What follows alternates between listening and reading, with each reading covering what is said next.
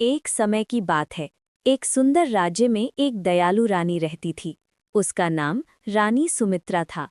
वो अपने राज्य की प्रजा से बहुत प्रेम करती थी और हमेशा उनकी भलाई के बारे में सोचती थी।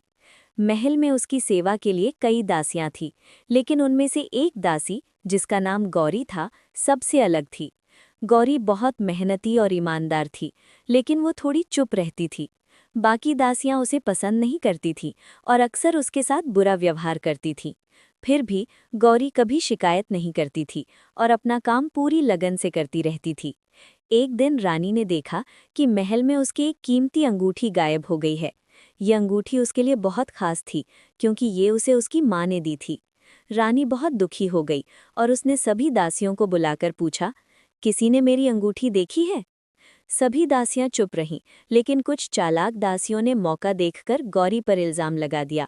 उन्होंने कहा, महारानी, हमने गौरी को आपके कमरे के पास देखा था, शायद उसी ने अंगूठी ली होगी।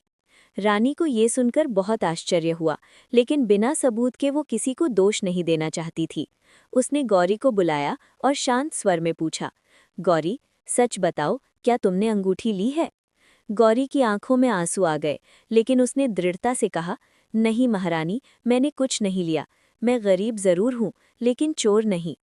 रानी ने उसकी बात पर विश्वास किया, लेकिन सच्चाई जानना जरूरी था। उसने एक योजना बनाई।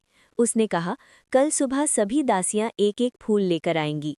जो दोषी होगा, उसका फूल मुरझा जाएगा। अगले दिन सभी दासियां फूल लेकर आईं। सबके फूल ताजे थे, लेकिन एक दासी का फूल थोड़ा मुरझाया हुआ था। रानी ने तुरंत पहचान लिया कि वही दोषी है। डर के मारे वो दासी रो पड़ी और सच स्वीकार कर लिया कि उसने ही अंगूठी चुराई थी। रानी ने गौरी से माफ़ी मांगी और उसे उसकी ईमानदारी के लिए पुरस्कृत किया। उसने गौरी को अपनी खास सेविका बना लिया और बाकी दासियों को सख्त चेतावनी दी कि वे किसी के साथ अन्याय न करें। इस घटना के बाद महल में सब ने सीखा कि सच्चाई और ईमानदारी हमेशा जीतती है। सीख, हमें कभी भी बिना सबूत के किसी पर आरोप नहीं लगाना चाहिए और हमेशा सच का साथ देना चाहिए। अगर आपको ये कहानी पसंद आई हो तो लाइक, शेयर और सब्सक्राइब ज़रूर करें।